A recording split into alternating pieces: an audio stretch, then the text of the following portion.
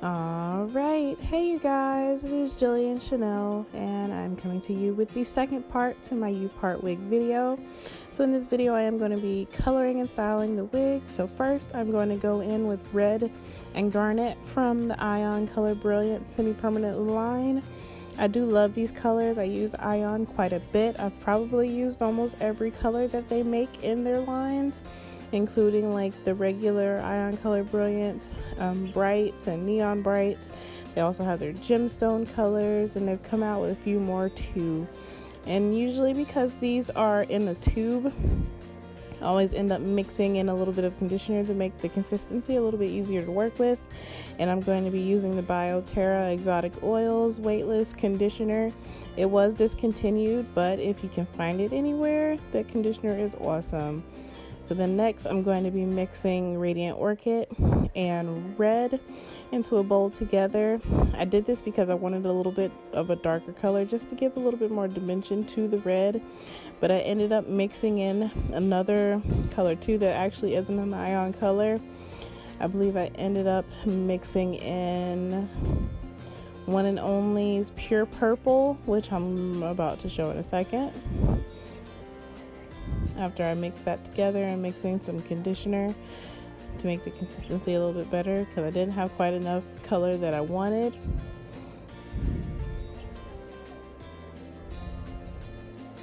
So here's me mixing in the One and Only Pure Purple, which their color is just as good as Ion.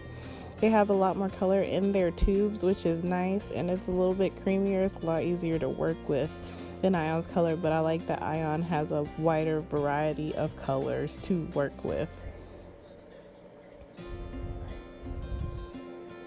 Next, I'm going to be taking Blood Orange, which is a beautiful reddish orange color. It's gorgeous. I love this color. I've used this color several times in the time that I've been coloring my hair. So I'm just going to squirt that into a bowl and mix in some conditioner with it to make the consistency easier to work with.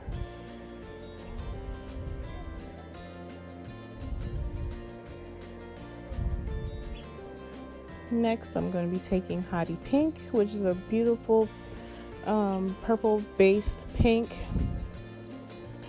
It comes out very pretty. It's not quite as bright as a magenta, but it's not as pastel as some pastel pinks, which was why I decided to use this one. Mixing in some conditioner to make it easier to work with.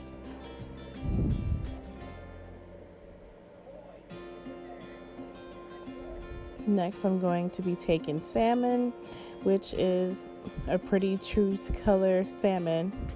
It's almost like a peachy pink color, and this is actually my first time using this color from Ion. I've used all of the other colors before that I've mixed together, but I have not yet used this one, and I actually believe that this one was probably my favorite out of all of the ones that I used. I would be willing to do my whole head salmon at this point because the color was so pretty.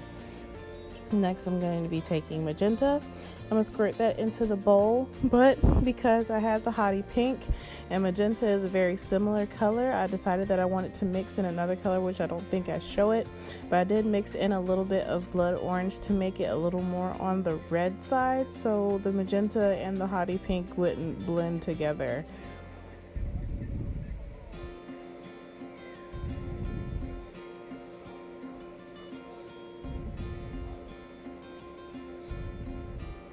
And there's me mixing in the Blood Orange.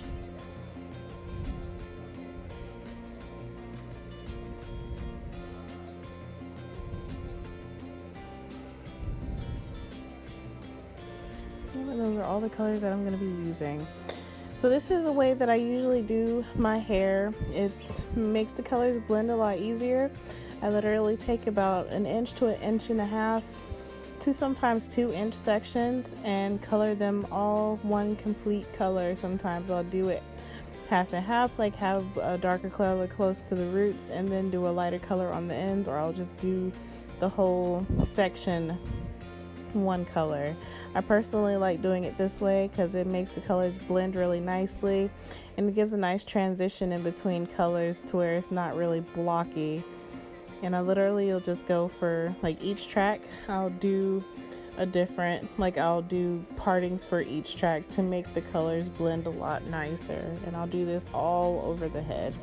A lot of times I'll do this to my own hair if I'm wearing my hair out, but because I'm doing the U-part wig, I just colored my hair the mixture of red and garnet and the mixture of magenta and the radiant orchid, and well, the red and radiant orchid along with the pure purple, just to give my hair some dimension as well.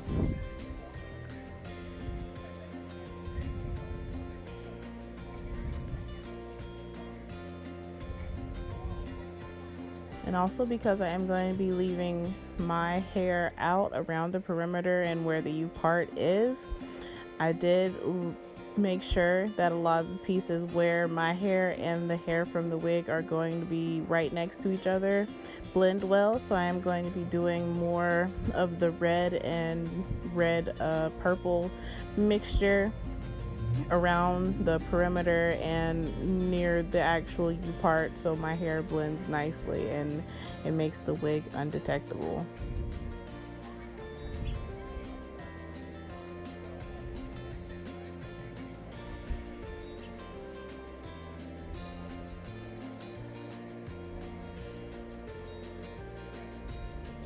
And then for this part, because I do always like to put tracks around the actual U part and around the perimeter and the front to help the wig blend better, I am going to be coloring some extra tracks so that way I can put them in later on.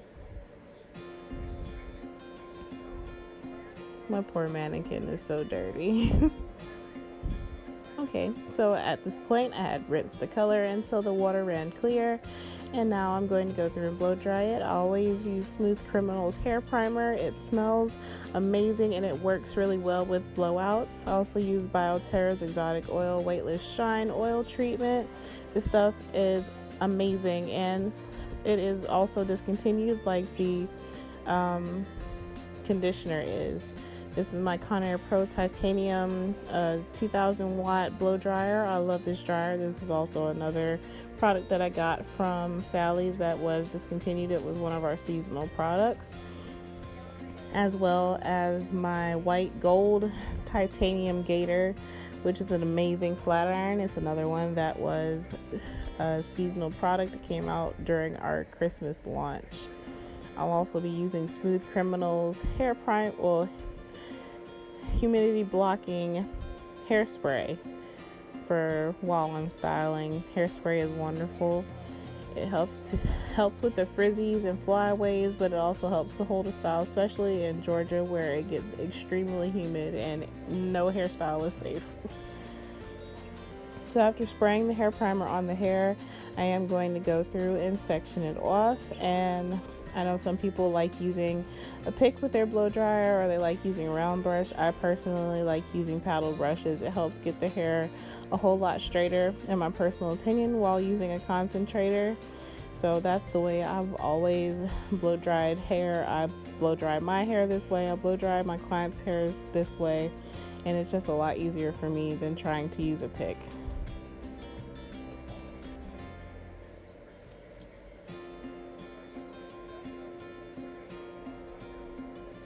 I'm literally just going to go through and do this all over the head until I'm finished.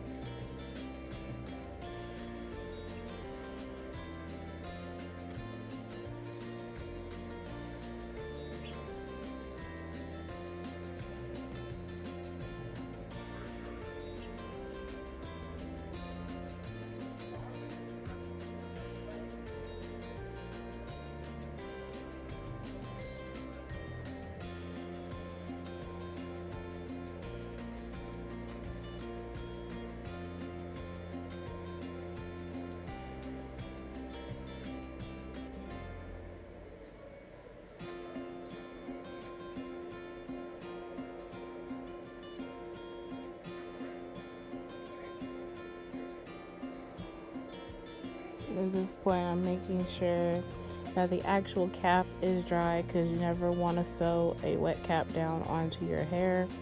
I personally don't like letting the hair air dry because it makes it a lot harder to get the hair straight, because the texture is more of a yucky texture.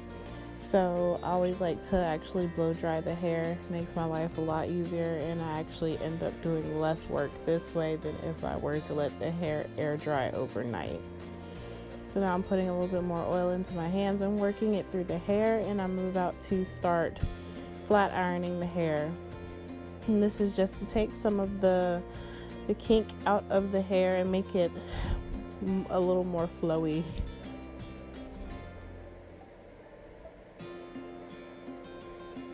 So I'm going to go through and section off the hair the same way I did when I was blow drying it.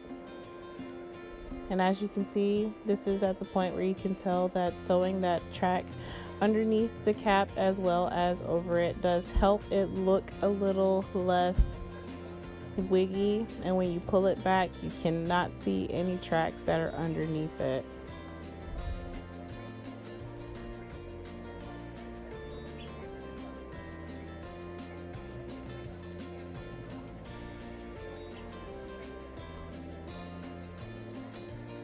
And I do always use the chase method. It makes the hair come out a lot smoother and a lot easier to work with when you do follow the comb with the flat iron.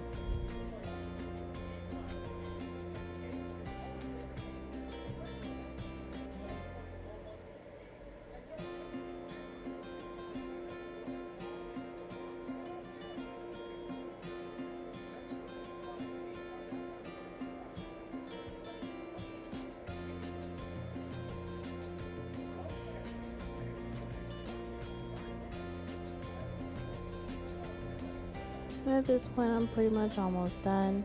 And this is when I'm going to start using the hairspray to flat iron the hair. I personally don't like using the hairspray lower down on the head, because especially if you get hot and you have any issues with sweating, you don't want the hairspray like rubbing up against your neck. That can cause irritation, which is not good. So I usually only keep the hairspray from about the middle of the head, closer to the occipital bone, up to the crown.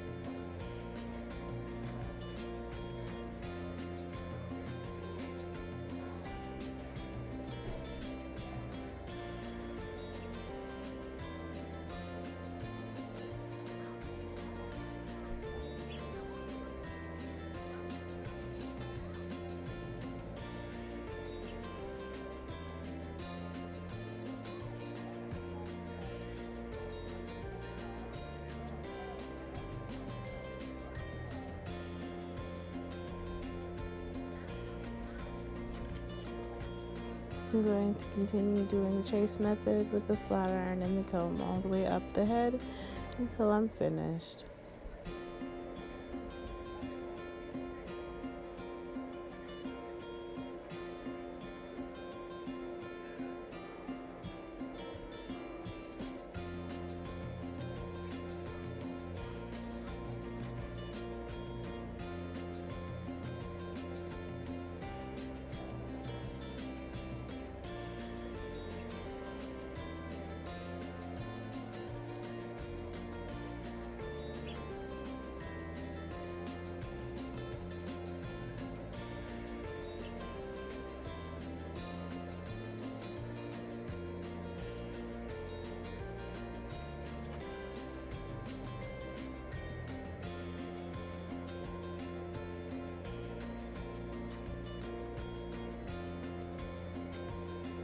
This is me just shaking out the hair so you can see the blend with the colors and how it is looking.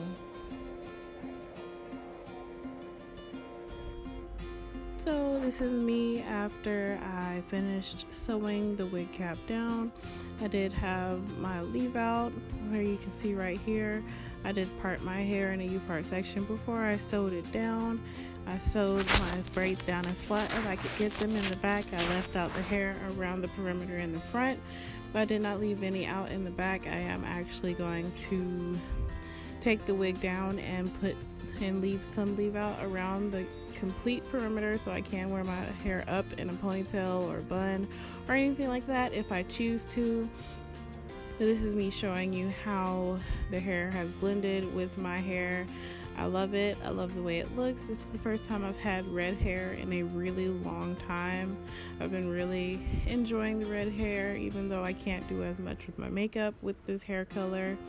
But it feels really soft. It feels nice. Also, one thing that helps with it is mixing the conditioner in with the color. It makes the hair feel a lot smoother. So yeah, that's pretty much it with my red hands. But as always, please remember to comment, thumbs up, and subscribe. And I love you guys. Mwah!